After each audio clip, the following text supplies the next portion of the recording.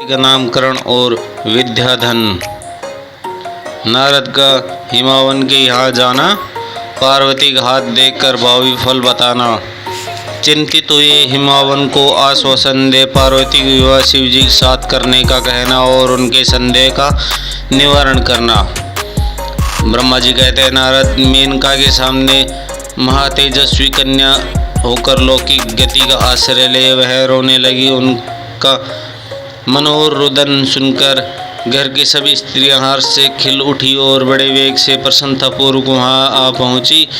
नील कमल दल के समान श्याम क्रांति वाली उस परम तेजस्विनी और मनोरम कन्या को देखकर गिरिराज हिमावन अतिशय आनंद से निगमन हो गए। तदंतर सुंदर मूर्त मुनियों के साथ हिमावन ने अपनी पुत्री के काली आदि सुखदायक नाम रखे। देवी शिवा गिरिराज के भवन में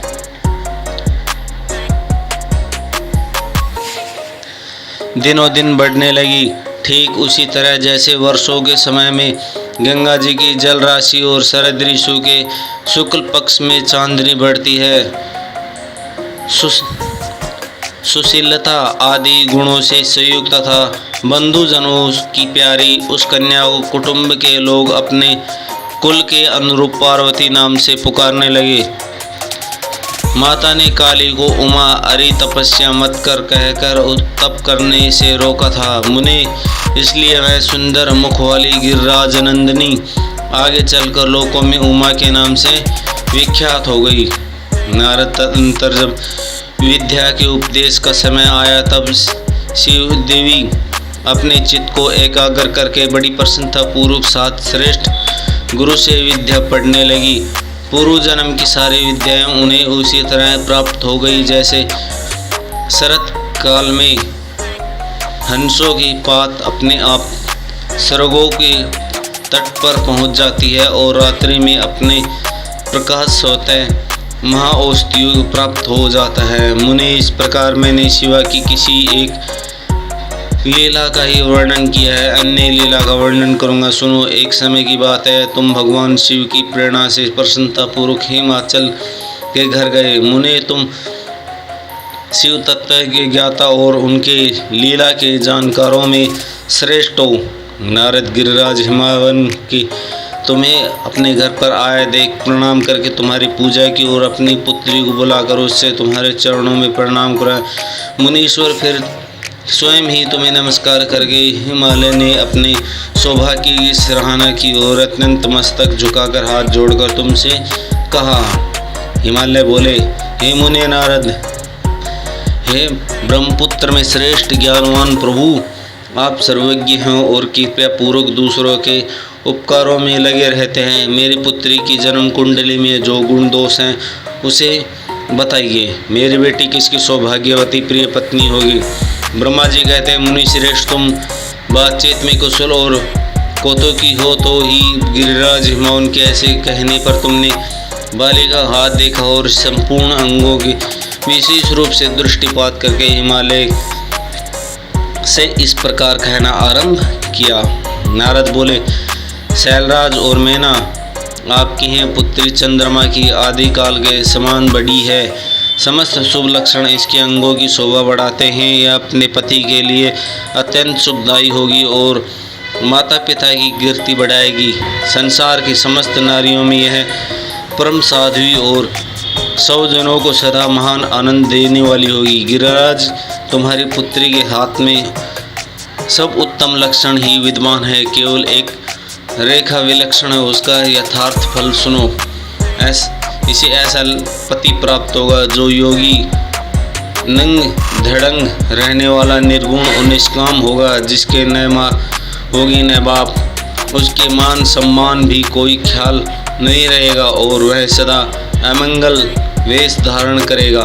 ब्रह्मा जी कहते, नारद, तुम्हारी इस बात को सुनकर और सत्य मानकर मैना और हिमालय दोनों पति पत्नी बहुत दुखित हुए, परंतु जगदम्बा शिवा तुम्हारे ऐसे वचनों को सुनकर और लक्षणों द्वारा उस भावी पति को शिव मानकर मन ही मन हर्ष से खिल उठी। नारद की बात कभी झूठ नहीं हो सकती है सोचकर शिवा भगवान शिव के युगल चरणों में संपूर्ण हृदय के अत्यंत स्नेह करने लगी। नारद उस समय मन ही मन दुखी हो हिमावन ने तुमसे कहा, मुने उस रेखा का फल सुनकर मुझे बड़ा दुख हुआ। मैं अपनी पुत्री को उससे बचाने के लिए क्या उपाय करूं?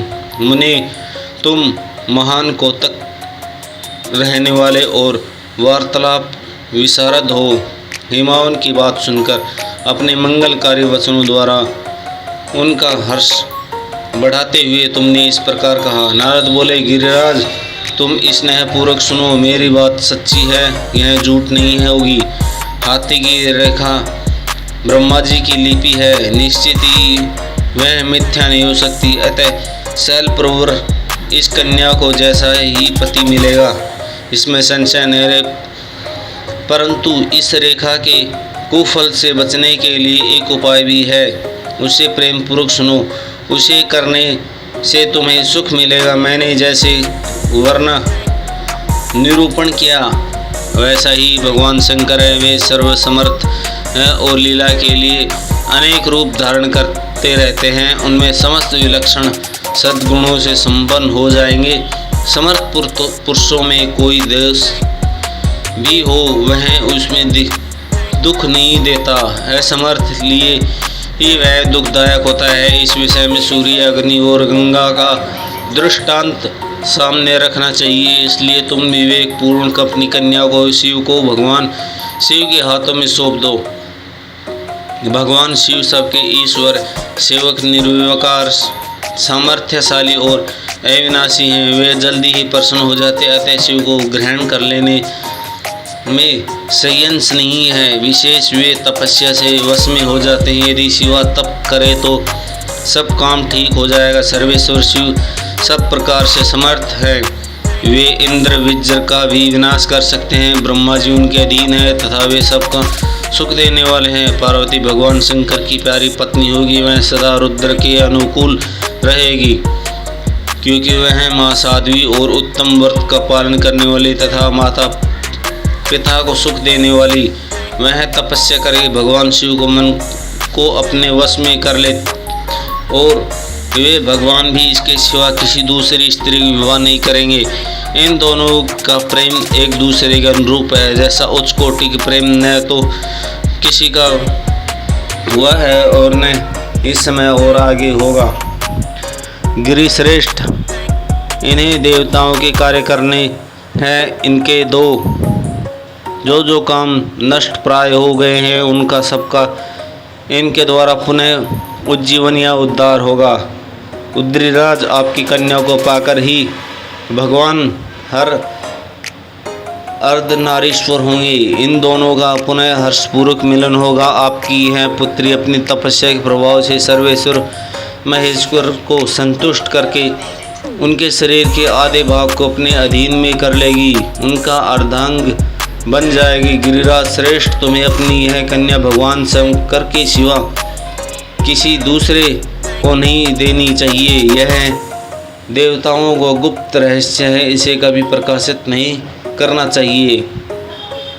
हिमालय ने कहा, ज्ञानी मुने नारद, मैं आपको एक बात बता रहा हूँ, उसे प्रेम पूर्वक सुनो और आनंद का अनुभव कीजिए। सुनाया जाता है, महादेव सब प्रकार की आतिशियों का त्याग करके अपने मन को संयम में रखे हुए नित्य तपस्या करते हैं। देवताओं की दृष्टि नहीं आते। देवेश्वर ध्यान मग्न में स्थित हुए वे भगवान शंभु परम ब्रह्मेश्वर लगाए हुए अपने मन को कैसे हटाएंगे? ध्यान छोड़कर विवाह करने का कैसे उद्यत होंगे?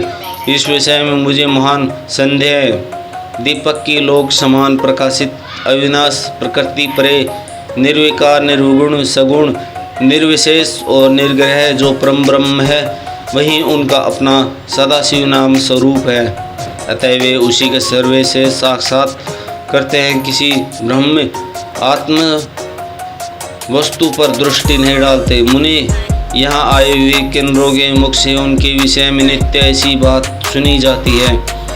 क्या वह बात मिथ्या ही है? विशेष यह बात मुने में आती है कि भगवान हर ने पूर्व काल में सती के समक्ष एक प्रतिज्ञा की थी। उन्होंने कहा था कि दक्ष कुमारी प्यारी सती, मैं तुम्हें सिवा दूसरी किसी स्त्री को अपनी पत्नी बनाने के लिए न तो वर्ण करूँगा न ग्रहण।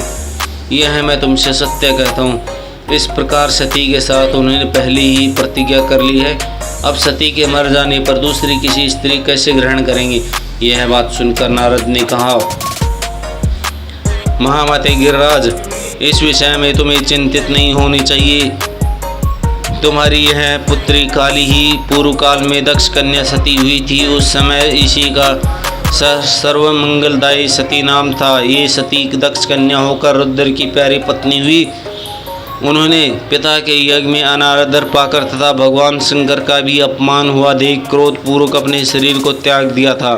वे ही सती फिर तुम्हारे घर में उत्पन्न हुई है। तुम्हारी पुत्री साक्षात जगदम्बा शिवा है। यह पार्वती भगवान हर की पत्नी होगी, इसमें संशय नहीं है।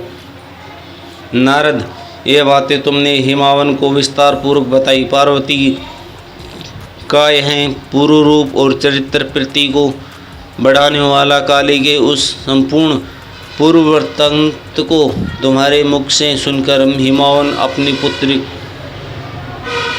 पत्नी और साथ तत्काल संदेह रहित हो गए। इसी तरह तुम्हारे मुख से अपनी उस पूर्व कथा को सुनकर काली ने लज्जा के साथ मस्तक झुका लिया और उनके मुख से मंदन मुस्कान की प्रथा फैल गई। गिरिराज हिमावन पार्वती के उस चरित्र को सुनकर उनके माथे पर हाथ फेरने लगे और मस्तक सूंघने उसे अपने आसन के पास बैठा लिया। नारद, इसके पश्चात तुम उसी क्षण प्रसन्नता पूर्वक सरो लोग को चले। आज हिमावन भी मन ही मन मनोहर आनंद से युक्त अपने सर्व संपत्तिशाली गिरिराज हिमावन भवन में प्रकट हो गए।